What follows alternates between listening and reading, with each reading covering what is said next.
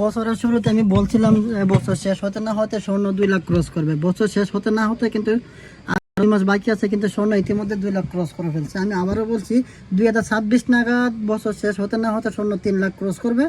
আপনারা মিলিয়ে নেন। এখন কথা হলো, 1 বছর আগে যদি আপনার কাছে 1000 টাকার একটা নোট থাকে, আজকে সেটার মূল্য 1000 টাকায় রয়েছে। কিন্তু 1 বছর আগে যদি আপনার কাছে একবারই স্বর্ণ থাকে, আজকে এটার দাম ডাবল হয়ে গেছে। সো তখন আমি বলছিলাম যে যাদের কাছে টাকা পয়সা বেশি আছে আপনারা স্বর্ণ কিনে স্টক করে রেখে দিতে পারেন। কারা কারা রাখছেন কারা কারা রাখেন না সেটা আমি জানি না।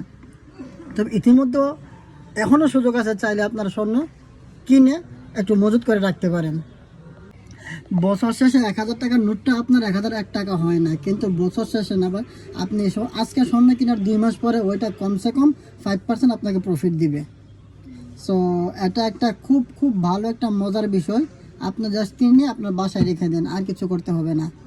মানে যাদের কাছে মানে ওভার টাকা আছে তারা এটা করতে পারেন। মানে যাদের কাছে ওভার টাকা আছে, মানে ব্যাংকে ফেলায় না রাখে, আপনি বৈধভাবে স্বর্ণ কিনেন, কিনে আপনি বাসায় রেখে দেন, বেশ হয়ে গেল।